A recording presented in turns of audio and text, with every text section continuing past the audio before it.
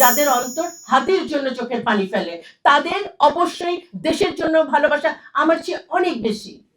আপনাদের সন্তানেরা এই দেশে বাস করবে, দুদিন পরে আপনারা থাকবেন না। এই ভূমিকে যদি যোগ্য করে না দিয়ে যেতে পারেন, এটার জন্য রক্ত দিলেই দেশ পবিত্র হয়ে যায় না। তাহলে ৭১ ২৪ আমরা এখন একটা খুব পবিত্র ভূমি পেতাম। আসলে নিজেকে পবিত্র হতে হবে।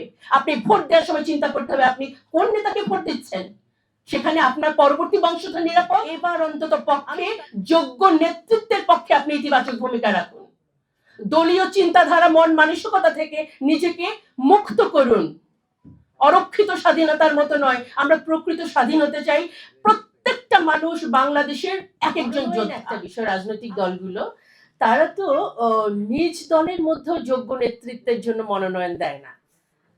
আপনারা যারা সম্মানিত সাংবাদিক বৃন্দ আছেন, আপনারা খেয়াল করবেন, তারাই মনোনয়ন পায় যারা অনেক টাকা দিয়ে সেটা কিনতে পারে।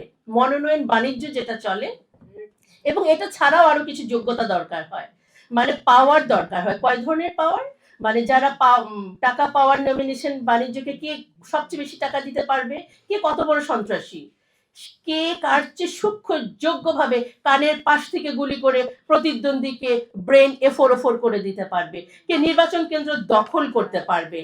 আবার নির্বাচন কমিশন প্রধানও কিন্তু বানানো হতো তাদের মতো করেই, যে যেই রাজনৈতিক দলের কাছে যত বেশি অনুগত তাকেই সেটি বানানো হয়। যুগ যুগ ধরে আসলে আমরা বাংলাদেশে না, মনে হয় এক একটা সময় আমরা এক একটা রাজনৈতিক দলের নিয়ন্ত্রণে থাকছি। শুধু কি তাই, আপনার শিক্ষা প্রতিষ্ঠানগুলোর দিকে তাকান, ভাইস চ্যান্সেলর নিয়োগ হতো কিভাবে, সেটাও কিন্তু দলীয় ভাবে, যে যতটা দাসত্ব বৃত্তি করতে পারবে সেভাবে করে। যে কারণে আমরা আসলে স্বাধীন বাংলাদেশ, যদি সার্বভৌমত্ব বলেন তাহলে হয়তো পেয়েছি, কিন্তু রাজনৈতিক যে স্বাধীনতা, আমার নাগরিকত্বের যে স্বাধীনতা, সেটা কিন্তু আমরা আসলে পাইনি। যে কারণে আমরা এই ধরনের টাইটেল নিয়ে আজকে আপনাদের সামনে কথা বলতে চেয়েছি। সুতরাং আজকে আলোচনা থেকে টু দ্য পয়েন্টে কয়েকটা নির্বাচন এবং নির্বাচন কমিশন নিয়ে দাবি তুলতে চাই।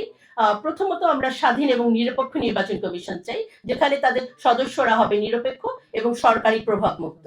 সেকেন্ড, সমান প্রতিদ্বন্দ্বিতার পরিবেশ, যেটাকে আমরা বলছি লেভেল প্লেইং ফিল্ড, যে সব দলের রাজনৈতিক প্রচারণার সুযোগ থাকতে হবে।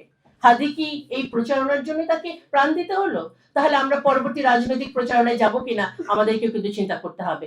ভোটারদের নিরাপত্তা দিতে হবে, এবং সেটি ভয়ভীতি যেন না দেখানো হয়, এবং মানে নিরাপত্তা, ভোট দিতে যে আমি যাবো সেটা যেন আমি সুস্থ অবস্থায় ফেরত আসতে পারি। গোপন ব্যালট বাক্স তো থাকে, সেটি যেন প্রকৃতই গোপন থাকে, এবং সঠিক ভোটার তালিকা। আমরা জানি যুগে যুগে বহু মৃত ব্যক্তিও কিন্তু ভোট দিয়েছেন। সিসি ক্যামেরার কথা অলরেডি উঠে এসেছে, কিন্তু এটি শুনেও আবার একটু মন খারাপ লেগেছে। সিসি ক্যামেরায় তো আমরা দেখতে পেলাম আমার ভাই হাদিকে কে হত্যা করলো, কিভাবে কি হলো, ক্যামেরার প্রমাণ পাওয়ার পরেও কি হলো। হতাশ হতে চাই না আমরা, যাদের অন্তর হাতির জন্য চোখের পানি ফেলে, তাদের অবশ্যই দেশের জন্য ভালোবাসা আমার চেয়ে অনেক বেশি।